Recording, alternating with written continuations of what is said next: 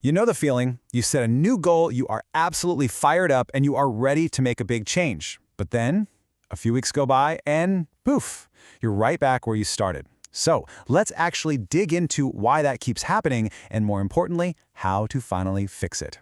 I mean, seriously, we've all been there, haven't we? Whether it's about getting in shape, learning a new language, maybe saving some money, you start with the absolute best intentions, but somehow it just fizzles out. What are we all getting wrong here?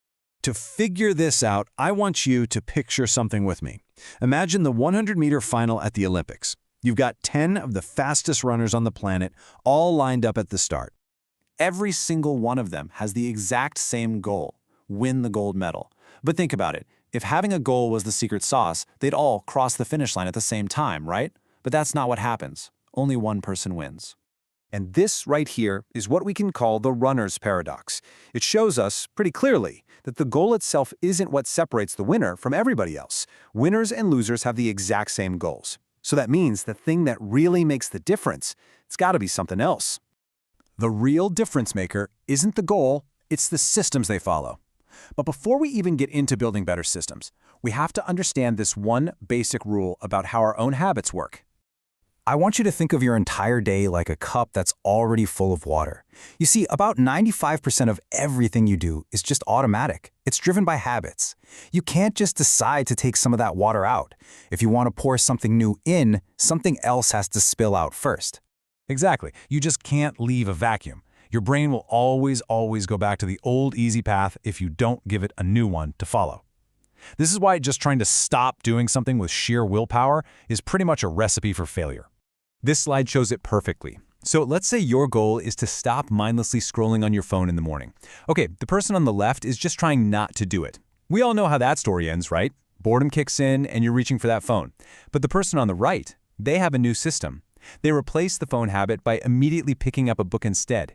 They filled the void. It's so important. Replace, don't just erase.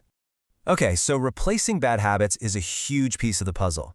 But to make those new habits actually stick, we need to look at this awesome framework. Think of personal change as having 3 layers, kind of like an onion. So, on the very outside layer, you have your outcomes. This is what you get, right? The results you want, like losing weight or publishing a book. The next layer in is your process. This is what you do, your habits, your systems, like going to the gym or writing a page every day. And then at the very core, the deepest layer, that's your identity. This is what you believe about yourself. It's who you think you are. Now here's the thing. Most of us try to change from the outside in. We start with the outcome we want. I want to lose 20 pounds. Then we try to force a process to make it happen. The problem is, it always feels like a struggle because our core beliefs, our identity, haven't changed. The real powerful path is to start from the inside out. And this brings us to what is probably the single most important idea for making a real, lasting change. You have to start by changing not what you want, but who you are. This shift in language seems so small, but I promise you, it is absolutely everything. Losing weight is just an outcome. It's temporary. But becoming a healthy person, that's an identity. It's a permanent shift in how you see yourself. And that new identity starts to drive all of your actions almost automatically. And this is where the real power kicks in. Once you decide, I am a healthy person, all those little decisions throughout the day become so much easier. You don't have to force yourself to go to the gym. It's just what a healthy person does. You choose a salad over fries, not because you're using willpower, but because that choice just aligns with who you are now. Your new identity starts guiding your habits for you. So here's the crucial takeaway. Your identity actually emerges from your habits. Every single action you take is like a vote for the type of person you want to become. You can't really call yourself a reader if you never read a book. You can't call yourself an athlete if you never train. Your actions literally shape your beliefs about who you are. Check out this comparison. It's another really powerful way to look at it. Someone with a poor person identity tends to focus on spending. The question is, how can I spend this money? Usually on short-term rewards, like new clothes or a fancy coffee. But someone with a wealthy person identity, they focus on learning and investing. They ask, how can I grow this money? By buying assets like new skills or books. It's the same amount of money, but a totally different identity leads to completely different habits and, you guessed it, completely different results. All right, That was a lot to take in. Let's wrap this all up with a quick recap. Okay, so, number 1, stop blaming the goal. Your goal is not the problem. Winners and losers often want the exact same thing.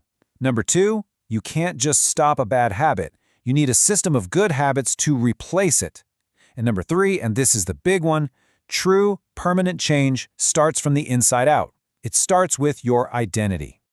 So, as you think about the changes you want to make in your life, it's time to stop asking that old, tired question. The outcome, the achievement, that isn't really the most important part of the whole equation. The real question, the one that truly unlocks everything, is this: who do I want to become?